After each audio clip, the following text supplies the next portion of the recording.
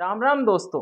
राजस्थान में fourth grade की भर्ती तो समाप्त हो चुकी है, लेकिन अब आपके मन में सवाल है कि जिनका सिलेक्शन होगा उनको पैसा कितने मिलने वाला है, उनकी जो सैलरी है वो कितनी होगी। साथियों याद रखना, पे कमीशन लग जाएगा जब तक आप लोग ज्वाइनिंग करेंगे। तो सारी ए टू जेड डिटेल में इस वीडियो में दूंगा आप लोगों को कि सेवंथ पे कमीशन के अकॉर्डिंग कितनी सैलरी है एंड एथ पे कमीशन के अकॉर्डिंग कितनी सैलरी है। एक चीज का याद रख लेना कि आपका जब भी ज्वाइनिंग होगी तब तक पे कमीशन जो है अप्लाई हो चुका होगा। देखिए स्टार्ट करते हैं हम लोग। सबसे पहले सेवंथ पे कमीशन के अकॉर्डिंग बात करते हैं कि इनमें बेसिक पे क्या है। सेवंथ पे कमीशन में आप लोगों ने अभी कुछ ही दिन पहले मैंने डाला भी था चैनल पे कि जो इस भर्ती का पे लेवल है वो लेवल 1 से लेवल 2 कर दिया गया है। तो सैलरी में थोड़ा सा इंक्रीमेंट हुआ था। जैसे यहाँ पे जो बेसिक पे होता है इस लेवल पे वो 17,900 होता है आपका, है ना। एक एक चीज मैं आपको लाइव कैलकुलेट करके दिखाने वाला हूँ, एकदम लाइव कैलकुलेटर से। देखिए 17,900 आपका बेसिक पे बन जाता है एंड उसके बाद में डीएनएस अलाउंस मिलता है जो कि हर 6 महीने में बढ़ता है। हर 6 महीने में बढ़ता है। साल का लगभग ये 3%, सॉरी 6 महीने का आपका ये 3% के आसपास बढ़ता है ना। तो ध्यान रखना, डीए जो है वर्तमान में कितना चल रहा है, वर्तमान में ये आपका 53% चल रहा है। ठीक है।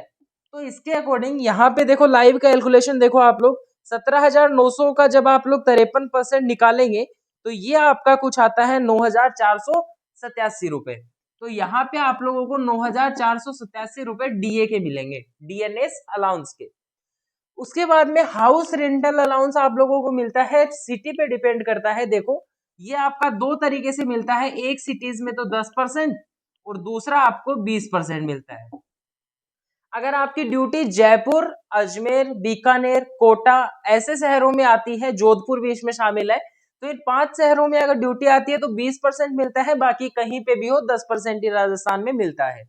ये आपका 30% भी मिलता है, लेकिन राजस्थान में ऐसी कोई सिटी है नहीं जहाँ पे 30% हो। तो हम लोग एक काम करते हैं, क्योंकि आप लोगों का मैक्सिमम जो होगा वो आप लोग 10% वाली स्लैब में ही आएंगे, तो उसका हम लोग देख लेते हैं। तो आप लोगों को 1790 रुपए डीए के मिल जाएंगे। ठीक है, 1790 रुपए आपके डीए के बन जाएंगे। 20% की बात कर लो कि 20% में कितना होगा, तो ये आपका 3580 रुपए इसमें बन जाएंगे। ठीक है, तो ये आपका एचआरए हो गया। फिर आपका ट्रेवलिंग अलाउंस भी आपको कुछ मिलता है। ठीक है, ट्रेवलिंग अलाउंस बहुत ज्यादा नहीं मिलता, तो ये सैलरी पे उतना ज्यादा इफेक्ट नहीं डालेगा। ये सारी चीजें आप लोगों को मिल रही है सेवंथ पे कमीशन के अकॉर्डिंग। सातवां जो वेतन आयोग है उसके अकॉर्डिंग ये सारी चीजें मिल रही है। अब इसमें सैलरी में डिडक्शन भी होता है आपका। तो जीपीएफ जो है आपके पीएफ जो कटता है, प्रोविडेंट जो फंड आपका कटता है, वो कितना कटता है, तो वो आपका 1100 रुपए से लेकर 1400 रुपए के आसपास कटता है। ठीक है, क्लियर है। आपको स्टेट जो है आपकी इंश्योरेंस प्रोवाइड करती है, तो स्टेट इंश्योरेंस के आप लोगों के लगभग 500 से 700 रुपए कटते हैं। स्लैब के अकॉर्डिंग होता है ये। उसके बाद में आप लोगों को आरजीएचएस की सुविधा मिलती है मेडिकल इलाज के लिए। एक तरीके से आप लोग कैशलेस इलाज कर सकते हैं, तो ये आपके 265 रुपए आप लोगों के कटते हैं। क्लियर है। ये सारा आप लोगों का सैलरी का हिसाब है। अब देखो यहाँ लाइव कैलकुलेट कर देता हूं मैं आपके लिए। 17,900 आप लोगों का बेसिक पे हो गया। उसके बाद में आपका 9,487 रुपए जो है ये आपका डीए मिल गया। मैं एक काम करता हूं, मैं कैलकुलेट करता हूं 20% वाला, तो 3,580 रुपए आप लोगों को क्या मिल गया, एचआरए मिल गया। उसके बाद में समझिए यहाँ पे 1100 रुपए का डिडक्शन हो गया मान लीजिए, माइनस आप लोग 500 रुपए का वो डिडक्शन और 265 रुपए का आप लोग एक और डिडक्शन मान लीजिए। तो टोटल आपकी जो इन हैंड सैलरी यहाँ पे जो बनती है वो कितनी बन जाएगी। यहाँ पे ये जो सैलरी है आप लोगों की यहाँ पे ये कितनी बन जाएगी आपकी, देखिए 29,102, यानी 30,000 के अप्रोक्सीमेट में मान लेता हूँ, क्योंकि ट्रैवलिंग अलाउंस भी इसमें शामिल है। ठीक है, 30,000 के आसपास आपकी सेवंथ पे कमीशन के अकॉर्डिंग आपके हाथ में सैलरी आके मिल जाएगी। लेकिन साथियों यहाँ आप लोगों को निराश नहीं होना है। क्यों? क्योंकि एट्थ पे कमीशन बाकी है। फिटमेंट फैक्टर क्या होगा, देखिए मिनिमम मुझे ऐसा लग रहा है, जैसा रूमर्स आ रहे हैं 2.5 का आपका फिटमेंट फैक्टर लगेगा। फिटमेंट फैक्टर होता क्या है कि आपका जो बेसिक पे है ये हो जाएगा 2.5 से मल्टीप्लाई। ठीक है, 2.5 से मल्टीप्लाई अगर आपका 17,900 हो जाता है तो देखिए कितना हो जाएगा आपका बेसिक पे, कितना हो जाएगा आपका, देखिए 2.5 से मल्टीप्लाई होने पे 44,750 हो जाता है। 44,750 हो जाता है। ये आपका बन जाएगा बेसिक पे। तो अगली बार से जब डीए लगेगा तो आपका इस पे लगेगा तो लगभग 1200-1300 रुपए हर 6 महीने की आपकी सैलरी का इंक्रीमेंट होगा।